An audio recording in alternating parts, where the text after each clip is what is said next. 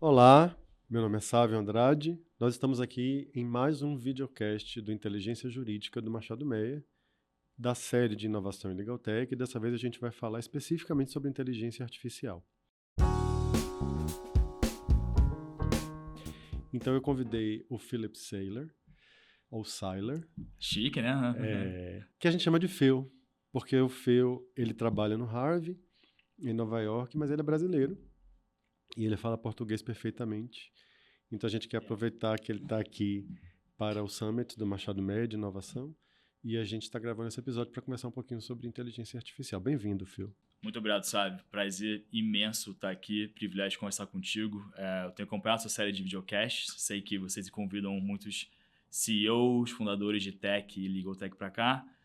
Nesse caso, eu sou um contribuidor individual dentro da Harvey, eu sou um especialista de produtos, então não sou tão chique quanto um fundador, mas trabalho muito com a capacitação de advogados a utilizarem ferramentas de IA em dois momentos. Né? Eu diria que tem um momento de treinamento de demonstração de valor da plataforma e tem um segundo momento, conforme a galera foi entendendo mais como usar o IA, para aplicar a tecnologia para casos de uso mais avançados. Então, mesmo não sendo aquele cara fundador ou CEO, eu tenho muita experiência trabalhando com advogados de escritórios diversos, empresas diversas em aplicação de IA. Então, assim, um privilégio estar aqui hoje conversando contigo. Legal.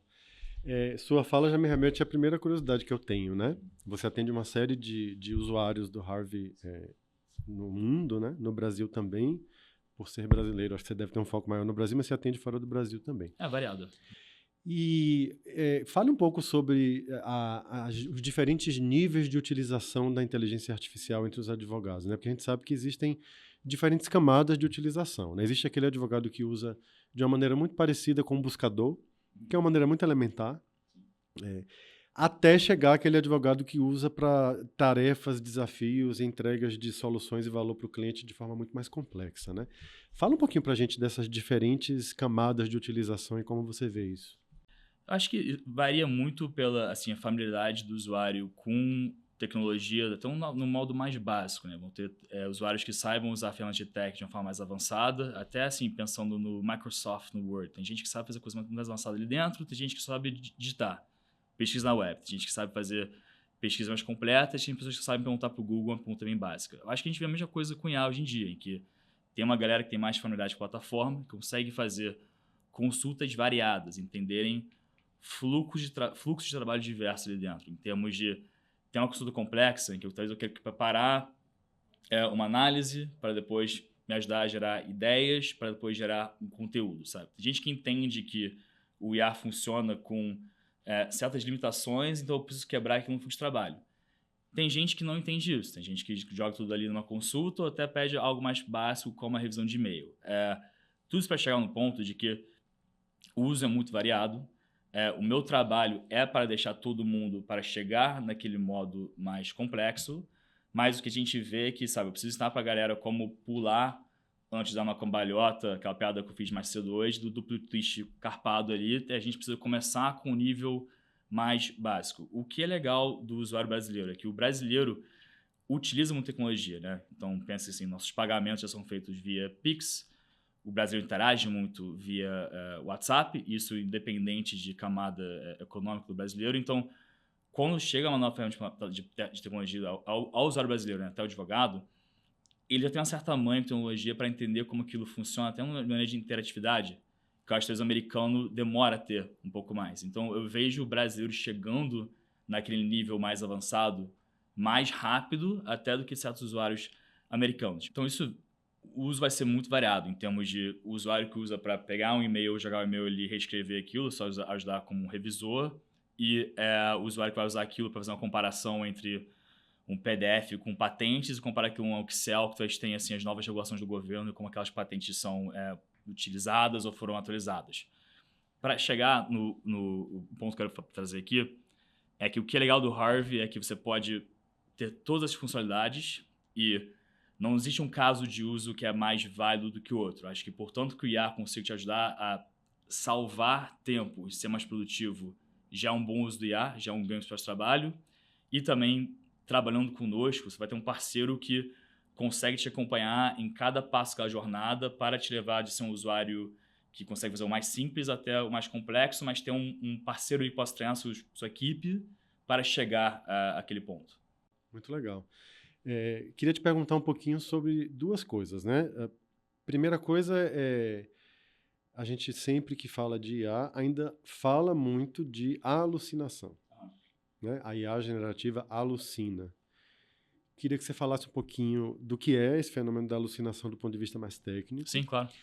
Queria que você falasse um pouco também de como as legal techs estão, o Harvey e de uma maneira geral as legal techs estão mitigando esse fenômeno da alucinação. Que eu confesso a você que quando eu ouço as pessoas falarem alucinação, eu falo, gente, mas isso é tão 2023. Mas ainda é uma coisa muito difundida. E uma camada disso, que é a segunda coisa, que é assim, é muito comum ainda a gente ver pessoas que experimentam o uso da IA generativa numa atividade e diante da alucinação justificam o seu desconforto com uma nova perspectiva, uma nova interface, uma nova abordagem de fazer uma tarefa e dizem, tá vendo? Não funciona, eu vou fazer do meu jeito porque ele alucina, ele inventa a resposta.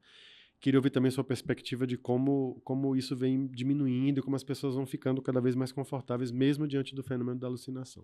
Perfeito. Então, 4 partes ali, vou começar por partes, se eu esqueci de uma no meio, me avisa. A primeira, qual é a explicação técnica para a alucinação? Qualquer IA que você utilize, ele precisa de contexto para rodar uma análise, certo? Então, você precisa providenciar informação para o IA, ou o IA precisa buscar de uma fonte externa para conseguir basear aquela análise, aquela informação, e a partir dali, preparar uma resposta. O que acontece quando o IA não tem contexto? Ali o IA vai tentar, ele quer muito agradar o usuário, então ele vai tentar conectar os pontos faltantes para, a partir dali, extrapolar naquela resposta, e essa extrapolação, né, que literalmente o IA tentando conectar ponto A a C quando não tem informação B, essa ponte que o IA faz, isso é a extrapolação. Então, isso é a alucinação. Então, a alucinação nada mais é do que uma extrapolação. Então, como é que a gente contorna isso como plataforma e como usuário final? Como plataforma é alimentar o IA com contexto. Então, isso é ter conexões a fontes de informação que possam alimentar o IA para que se baseie na resposta numa base de conhecimento sólida e, a partir dali, utilize algum sistema de retrieval para usar aquela informação para providenciar uma resposta para que a resposta seja menos extrapolações do IA e mais baseadas naquela base de conhecimento que a gente chama de um grounding em inglês. Como que o Harvey tenta contornar isso? Claro que a gente quer sempre providenciar aos usuários fontes externas que possam ajudá-lo nessa consulta, mas também a gente vê o Harvey, a gente está fazendo um esforço para incorporar mais fontes de informação, mas ao mesmo tempo o Harvey está treinando o modelo para raciocinar melhor. Então isso quer dizer que o que a gente quer ver aqui é que a gente treina o Harvey na situação, mas ao mesmo tempo o contexto vem do usuário, né? Então a gente está aqui no Machado Meia, vocês têm os melhores precedentes, guias de como negociar um contrato ou resolver um caso, e até assim, ainda há a gente quer ver o human in the loop ali, a gente quer ver o advogado carregando ao Harvey o que aquele advogado pense se for o contexto mais relevante, ou seja, os casos que se apliquem ali. Então ele depender um pouco de o uso do usuário para que o usuário consiga acessar aquele contexto e carregá-lo ao Harvey. E aqui também cabe um treinamento nosso para identificar para o usuário, olha, a plataforma não está conectada em tempo real a fontes externas, você precisa indicar a fonte externa ao Harvey ou carregar o seu material ali dentro. E a pessoa pode pensar, mas isso aqui, então, se isso aqui não tá conectado ao STF, STJ, TJSP, por que eu vou conseguir, qual que é o valor que isso aqui me agrega? Bem, o valor que isso aqui vai agregar é que o contexto que o usuário do Machado Meia vai potenciar vai ser um contexto bem diferente que o usuário vai carregar ali dentro. Então, você sendo um escritório de ponta, você pode alimentar o Harvey com as informações que sejam o que for mais relevante ali, até porque já que a máquina não tem uma capacidade de processar contexto ilimitado, se eu realmente carregar ao Harvey o que for ali limitado e relevante, vou ter um resultado muito melhor do que você estar sobrecarregar aquilo de contexto e deixar que o Harvey determine o que é relevante e o que não é, né? Então, tentar ground aquilo no que é mais relevante, no que for o material, assim, best in class, né? O principal material, o melhor material, para que não só, assim, eu estou resolvendo agora 2 problemas, e que eu não só estou resolvendo o problema da alucinação, mas estou resolvendo o problema da qualidade da resposta providenciada pelo IA, porque agora eu, como human in the loop, advogado de ponta, alimentei aquilo com os melhores materiais. Então, isso cabe em dois campos de evitar isso, em que ter mais fontes externas e conseguir basear o Harvey naquelas fontes, mas também ter o usuário ali monitorando o que vai entrar na resposta e, depois disso, monitorar o que o Harvey providencia como resposta àquela análise. Então, aqui, no Harvey, a gente faz isso muito com cada resposta que o Harvey te dá, ele vai poder dar citações, né? Você vai ver na resposta do Harvey com caixas, com números ali. Eu posso clicar na fonte e comparar lado a lado a análise e resposta ao Harvey com o documento analisado. O Harvey destacando ali em azul, tipo, eu busquei essa informação aqui para essa parte do trecho, essa informação aqui para esse outro trecho na resposta. Daí eu posso comparar. E também vai ser importante tratar o IA quase como se fosse um estagiário digital ali, que nem eu revisaria o trabalho de estagiário para ter certeza que ele está citando os materiais corretos, eu tenho que querer revisar o trabalho desse IA. Então vão ser duas coisas, né? A gente possibilitar a tecnologia que o usuário possa fazer a cercagem, mas também que o usuário possa vir e revisar esse material quando a resposta for preparada. Daí, vamos expandir na outra questão que você trouxe. Como é que você lida com, talvez, o usuário que testou isso aqui uma vez, o modelo alucinou e agora não confia mais na plataforma. Ou usa aquilo como desculpa para não continuar seguindo no uso de uma plataforma, né? Então, ali vem muito, assim, a educação do usuário. Então, por isso que, assim, quando a gente introduz o Harvey ao espaço de trabalho, não tem como a gente introduzir uma tecnologia que é tão nova, tão transformativa, sem também incluir um certo nível de treinamento e acompanhamento com a sua equipe. Então, essa tecnologia tem que ser introduzida com... eu não posso liberar essa tecnologia e deixar a galera utilizar aquilo sem saber desses riscos. Eu preciso alertar o usuário daquele risco, ensiná-lo por que aquele risco está ali, e ensiná-lo também como não só checar aquele risco, mitigar aquele risco na plataforma, mas como trabalhar agora ao redor disso para criar um fluxo de trabalho em que eu tenho um nível de revisão ali para checar aquilo. Então vão ter elementos disso que são elementos de como a gente estrutura a plataforma, e vai ter que ter um elemento disso de como a gente estrutura esse serviço que vai ser providenciado ao usuário final do Harvey. E até assim, é legal que você traz isso, que muito da minha função é essa, né? Explicar para o usuário, olha, não use utilizar o Harvey dessa forma, talvez para pesquisar sem anexar material, porque o Harvey vai alucinar, mas se você utilizar o Harvey anexando material, ele vai não só não alucinar, como te providenciar uma resposta muito melhor, porque vai estar baseado aquilo no que você selecionou, que é o mais relevante possível. Isso tudo que você falou remete a várias coisas, né? É muito comum a gente conversar com clientes e compartilhar com eles a necessidade de que o uso da IA generativa, para muito além de apenas comprar e adotar uma ferramenta, não é simples assim, é um processo de cultura organizacional, é um processo em que as pessoas são a ponta mais relevante, não só a tecnologia, né? Acho que a gente tem visto isso nas nossas trocas, né? O quanto é importante...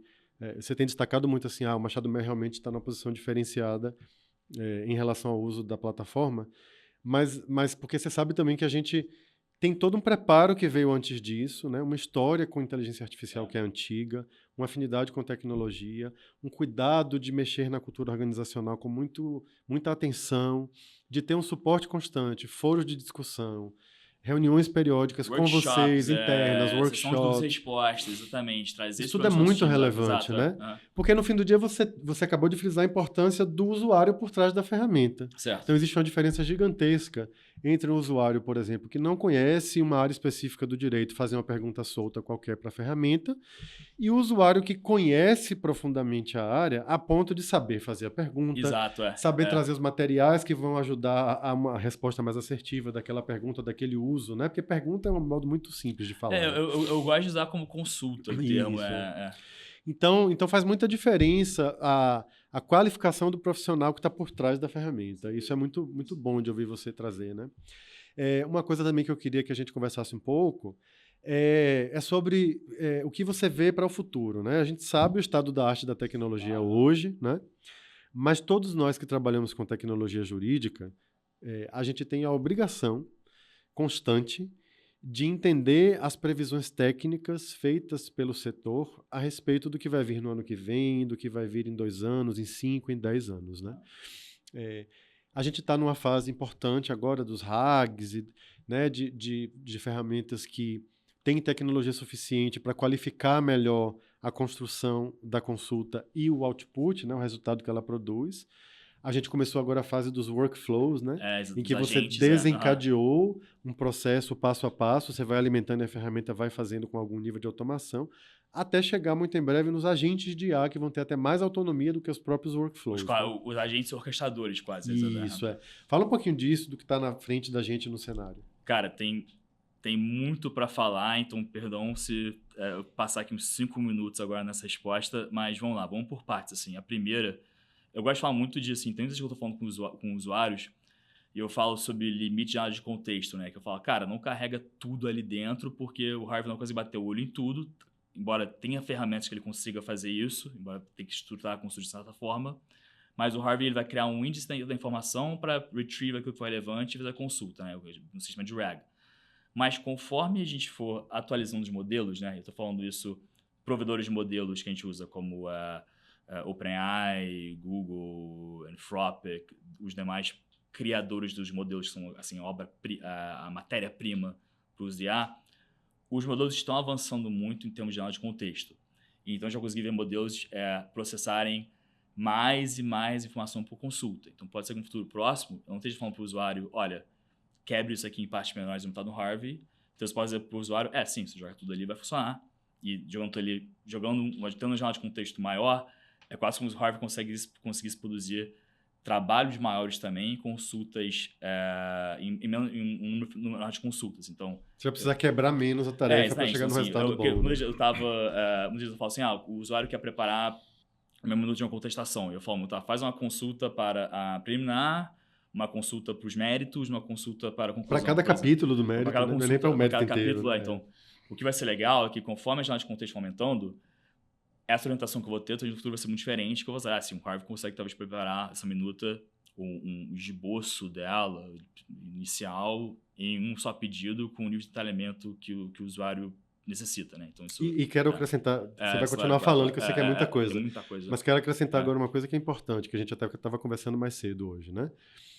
A gente está evoluindo para um lugar da tecnologia da IA generativa, em que a gente vai poder fazer uso de toda a base histórica de conhecimento de uma instituição na hora de produzir um conteúdo a partir da IA generativa. Então, porque hoje eu preciso curar as fontes e levar para a ferramenta aquilo já filtrado, escolhido, selecionado. Acho que no radar de 2026 provavelmente está a possibilidade de que eu busque isso em toda a minha base. Até assim, você já pode carregar toda a sua base para dentro do Harvey e fazer esse tipo de consulta, mas a consulta vai rodar um RAG ali, né? Então, ele vai ver os 1000 documentos de uma vez simultânea, ele vai buscar ali, talvez vai ter os 10 ou 12 mais relevantes para fazer a consulta. Então, até isso é outro ponto que eu queria trazer, que um desenvolvimento do Harvey em si, em termos de evolução futura, é trazer a ferramenta para onde o advogado trabalha, né? Então, porque o Harvey começou como um aplicativo em web, então você usar o Harvey, eu chamava ele de Harvey principal, mas depois eu vou mudar o nome dele para Harvey App, em que tal, tem que trazer material, sair do Word ou sair do Outlook, carregar aquilo ao Harvey e fazer a consulta. A gente está movendo agora para um mundo em que o Harvey já está no Word, o Harvey já está no Outlook, o Harvey tem integração com a iManage. Então, ele está encontrando o advogado onde ele trabalha, né? Então, se você vai ter que sair daquele aplicativo para usar o Harvey, ele já vai estar lá presente contigo, trabalhando lado a lado naquelas ferramentas principais utilizadas pelo advogado. Então, esse é um elemento da questão que você trouxe.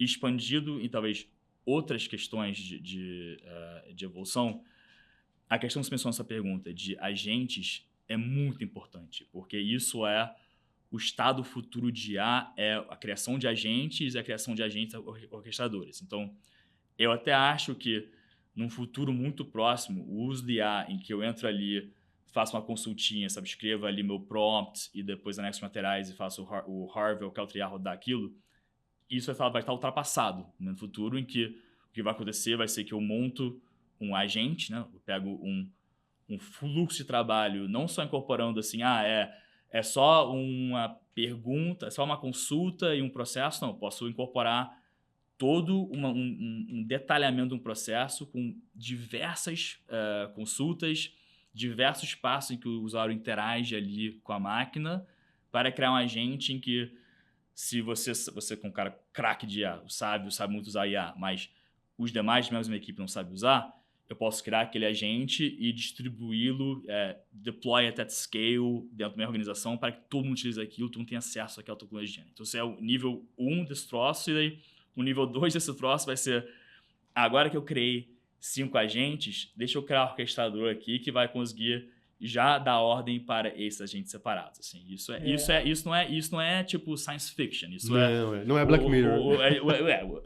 Os agents de realidade e os orchestration agents vai ser em uma questão, uma facilidade do usuário usar aquilo. Isso é possibilidade para o ano que vem já. Até para tangibilizar um pouquinho para o ouvinte, né? É um momento em que, por exemplo, digamos que eu tenha uma audiência na semana que vem.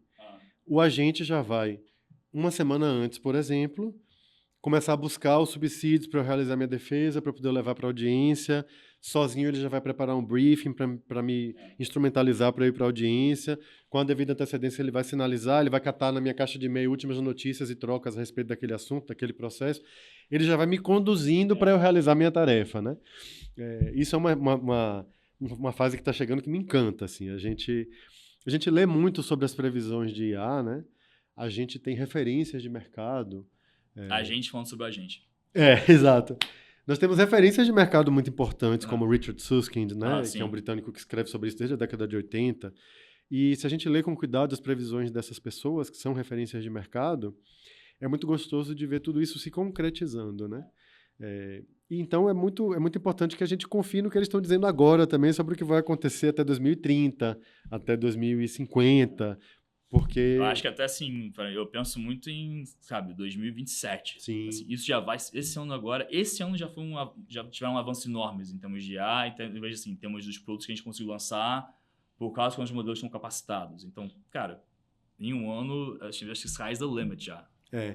E aí, é óbvio que eu vou fazer a pergunta chavão, clichê, que todo mundo se faz ainda no meio, embora eu acho que é uma pergunta até já desgastada, mas é importante fazer. Sim. E já vou sugerir uma resposta, mas quero ouvir a sua perspectiva também. Então sugere a resposta que eu... Não, a pergunta clichê é: a IA irá substituir o advogado? Não. Não, assim, é uma pergunta com várias possibilidades de resposta, né? Primeiro, eu acho que depende do advogado. Depende do que o advogado faz. Aqueles advogados que fazem apenas tarefas mecânicas repetitivas e se limitam a fazer aquilo, tem uma tendência a serem substituídos pela IA, né? Aquele advogado que tem uma esfera de atuação muito mais ampla, muito mais complexa, muito maior, vai ter uma parte das tarefas que ele realiza substituída, né, pela tecnologia. E o que eu costumo dizer é que esse advogado vai ganhar superpoderes. Ele vai virar uma espécie de super-herói da advocacia. Porque é como se ele tomasse esteroides potentes e conseguisse realizar muito mais do que o que ele consegue hoje, seja pela possibilidade dos modelos de linguagem realizarem silogismos e produzir conteúdo de uma maneira muito rápida, e até alcançando, com um poder computacional gigantesco, uma quantidade muito maior de informação para produzir aquele resultado, né? Então eu acredito muito nesse superpoder que o advogado vai ganhar. E o que ele vai fazer com esse superpoder... eu também sou otimista a ponto de achar que ele vai virar um advogado muito mais interessante. Né? Ótimo. Porque ele vai conseguir se dedicar a soluções criativas, ele vai poder desenvolver empatia, ele vai poder atuar onde o humano continua sendo necessário, né? No olho, na troca de experiências, no entendimento profundo do desafio que o cliente está trazendo, né? Óbvio que a gente sabe que a forma da sociedade endereçar suas questões, seus litígios, suas disputas, seus desafios organizacionais já está mudando e vai mudar muito mais. E com isso também o advogado vai mudar. Então aquele que vai estar muito confortável nessas injeções de esteroides que a inteligência artificial proporcionam vai conseguir voar como um Superman da advocacia, né? O que eu penso muito, assim, e até eu penso isso no nível... pessoal, tá? Então, mas é uma opinião que muita gente da Harvard também tem, que eu compartilho, que é assim, eu vou ter modelos e agentes de IA que conseguem completar quase que a tarefa, né? Então, aquele advogado que faz a tarefa manual vai estar defasado.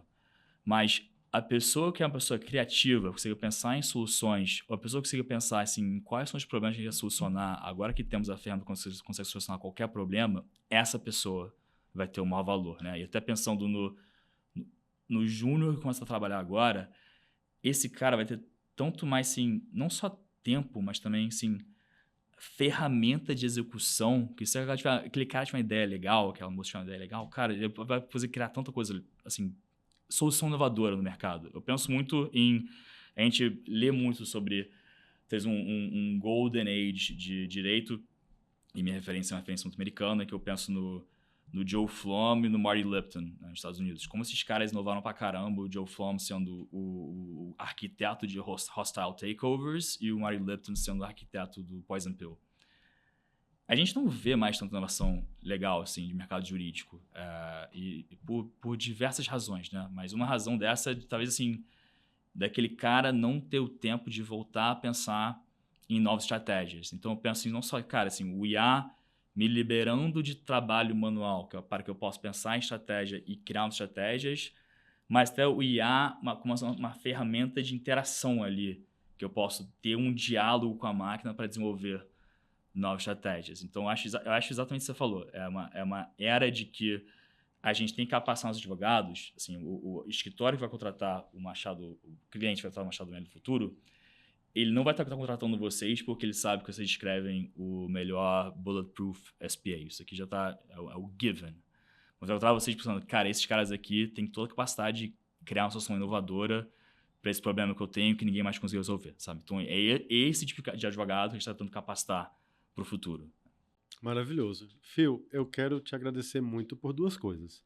Primeiro, pela parceria que a gente está construindo.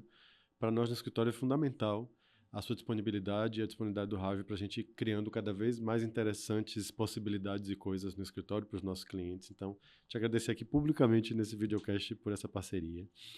E quero te agradecer pela disponibilidade de estar aqui hoje com a gente, conversando. A gente teve uma sessão de manhã muito gostosa com todos os usuários do Harvey do escritório, que foi muito proveitosa. A gente vai estar junto no Summit nos próximos dias. E a gente teve esse momento aqui nosso de trocar ideia também, que vai ficar registrado para a posteridade. Pro melhor ou pro pior, né?